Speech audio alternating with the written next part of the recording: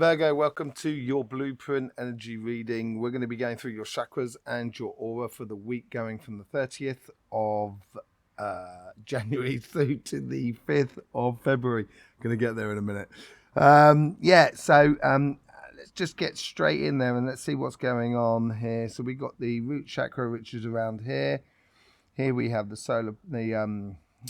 sacrum, solar plexus, heart, third eye and throat, and there's the crown. Okay, so let's just see, let's just get straight into the root chakra. What's going on for this week here for the Virgo, our lovely Virgos? Everything seems to come in batches of 2 at the moment. It's like Sagittarius and Capricorn, very similar. Virgo and Scorpio, very similar, with Libra in the middle, which is pretty close as well. So on the right hand side, there seems to be a little bit of work that you need to work on the foundation of business, of jobs and that sort of thing. There's certain things you need to put in place. It could be just simple paperwork that you need to hand in, or apply for that loan, or very simple things really. It's maybe a big thing, but it's a simple actions that need to be just to tidy it up a little bit, and that's going to help you sort of progress very nicely in the going funny February, as I'm calling it, because it's a bit topsy-turvy February.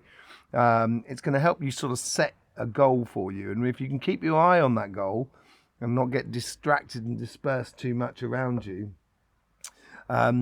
then you're going to come out of the ignition, which is the beginning of March, in a really, really beautiful spot.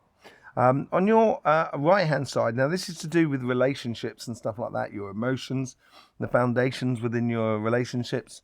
I think there's still a lot of discovery to be done on your behalf of meeting other people. I don't necessarily mean separating from a partner or meeting a partner. I think this is general. This is a foundation. So generally it's meeting people. It's people maybe in the family that you haven't seen for ages and you happen to be in the area and you pop in and say hello. That sort of thing. It's very sociable, I think, very movement about it all, and not really concerned about being fixed in one place in regards to your social interaction with others. So, meeting people is a really good thing. Let's just see what's going on the sacrum. So here we go here. Yeah, that little bits of administration is taking up. Don't hold off, because at the same time in your sacrum you have that slight disimbalance, and it's slightly larger on the left hand side. So when we put our fingers into the chakra, we can go inside and you almost get like echoes of what's going on. And it's obviously, this is a general reading, but it's almost as if like you want to go faster than is capable, because you go fast and you kind of go, oh, I've forgotten that paperwork to put in the post office. I've got to go back. So it's actually going to slow you down. So I would look to get into a rhythm that is maintainable, basically, if you want to alleviate a bit of time and stress from that side, so you can open up the left-hand side, which is to do with fun. And at the moment, I think your ideal is to, with a nice roaring fire, with a beautiful view and a lovely, maybe a glass of wine or a cup of tea or whatever your tipple is, and just being comfortable. That's what it seems like a little bit. Let's go into your solar plexus. Let's see what's going on there. Now, this is now true for you. I think it was also in the monthly. I'm just trying to think what it was in the monthly. I think it was definitely for you. In the monthly there, we're getting a fusion, and this is why I'm calling it Funny February. I think it's tied into the magnetic pole shift. I will be doing an investigated video on Sunday night on the fusing of the chakras and the changing aura. So keep your heads. You want to subscribe and click that bell to get notifications of that. But here we've definitely got a major fusing between your solar plexus and your heart chakra. Now, I went into the difficulties and the good sides of it all during the monthly readings. So you've got to be wary of just being a little bit your heart just being, a little bit too raw, sometimes a bit too fiery. This could also be a really good thing because it's going to fuel your passions for your heart, so you can really go after your heart's desires. I personally think here is going to give you a high degree of focus on where you should be going. It's gonna allow you to be very clear in your mind, I think, and allow you to have that sort of energy that flows through the solar plexus, the heart, and then comes into the throat and third eye, where you can get into the communication, the networking, and bringing forth the abundance of the idea of what what you want to do, your heart's desire, as it were. And this is, I think, it will tie into a fact that, and this is what it seems to be for most people, is when you're doing something, even if it's work, it's almost to a community factor. You want to get fun out of life. Therefore, you want to get fun out of work. No one minds working. Everyone loves working. Well, I think most people like working, and the majority of people, have that desire to actually really enjoy what they do. And I'm not saying you don't enjoy what you do. What I'm saying is it just allows you to focus a little bit more on it's going to bring our focus into the things that make our lives, and work happens to be part of them.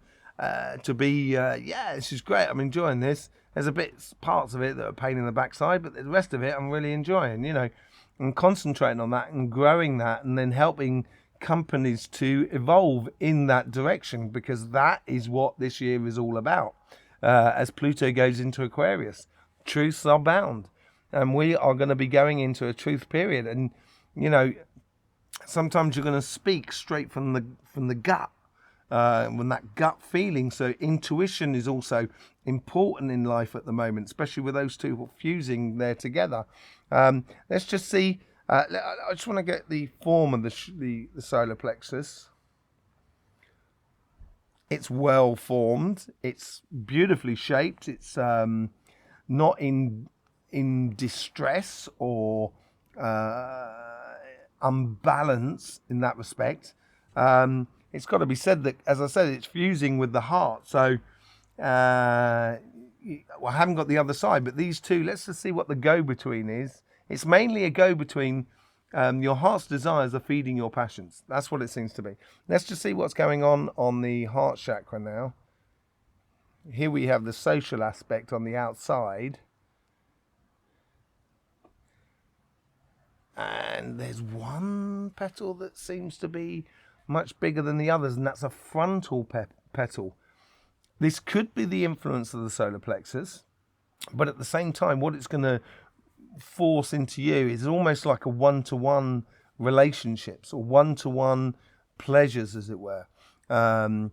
Pleasures in regards to the things we do, the heart's desires, and that could be just one-to-one, sitting down and enjoying that cup of tea in front of the fire and looking out the window, but it could be building as well that meeting of that person that is really for you. There is a possibility for that. So it could be that one-to-one love is on the agenda at the moment for you. Let's just see what there is.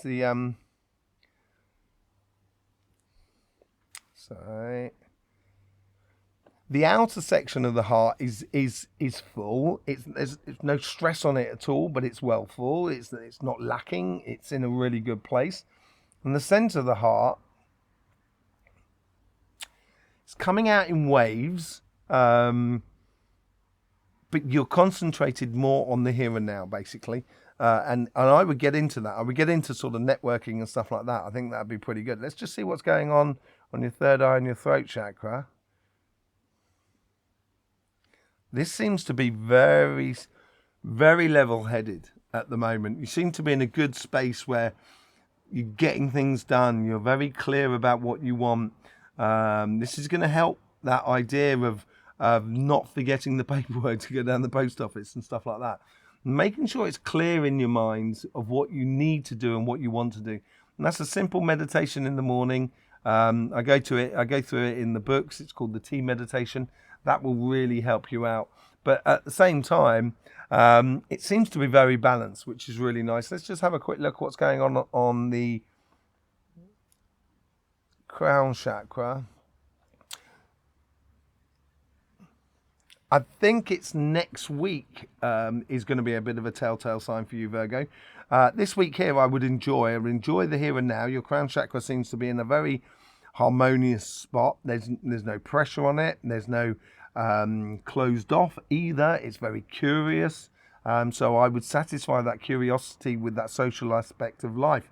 But you can feel that consciousness starting to grow. So there may be, and this some people, it's for some signs it's happening this week, for sometimes it's happening next week, and it appears to be for you. There seems to be the following week. There seems to be like a conscious evolution within you, like an ascension within your consciousness. And consciousness is not about. It's about connecting to everything and finding our place in everything. That's what consciousness is about. It's not sort of like understanding everything. If you imagine the universe is like Google, let's just say that, and us as individuals, we're a memory stick. We're just like 4 gigabytes or 100 gigabytes or whatever. You know, you're not going to be able to stop Google on that gigabyte, on that plug and play. So you can only stop the information that is relevant to you, and that's what the karmic block is all about, which we find in your aura as well. And so it's consciousness is not about understanding everything. Consciousness is understanding how we fit in with everything around us and who we are and what our place is. That's basically it, and what our place is in the great scheme of things. Everybody knows it. A plant knows it. It doesn't get to spring a plant and kind of go, do you know what? I'll leave the space for the others. I'll come out later on. Yeah, you do get some of them like that, very, very rarely. But at the same time, generally, they all sort of go in one push because they've got this conscious, they know their place and etc. Obviously, it's a little bit more complicated with humans because we won't stop still, unlike a plant. And also, we've got all that sort of socializing that we love to do. Okay, so yeah, it's really nice. I would just be a little bit conscious as well of getting those little bits of details on the administration front done on your work side, but also I'd be conscious about the pleasure that you have in life. Make sure you get enough pleasure in life in concerns with what pleases you, and then you can offer that pleasure up to other people, saying, I want to go down the beach, and everyone else goes, great idea, Virgo, let's all come with you. That sort of thing. Okay, let's just see what's going on with the aura. Okay, we can see this split. This is really now getting defined in a lot of auras as well, where it seems to be like, if you imagine the auras like a layer of onions, so it's like layers of magnetic fields, and between those layers of magnetic fields, you've got another layer that seems to be growing, and it may be at the detriment, one layer may be at the detriment of 2 layers, so it may take the place of 2 layers. As I say, there's a Sunday reading coming out on that. We're going to go into that and see what it actually means for the evolution of the human race. Be quite interesting. That'll be coming out on Sunday nights. You're going to make sure you're going to be subscribed and company. But yeah, so the way we can help this is finding our place in everything that is around us, not just the humans. That's really important. Humans really should be only 10% of where you put your life. The rest of it should be within sort of nature and everything else connected with nature, sort of plants, animals, weather, the sun, loads of different things, So, and you might have the sensation, because at the bottom of your aura, there seems to be like,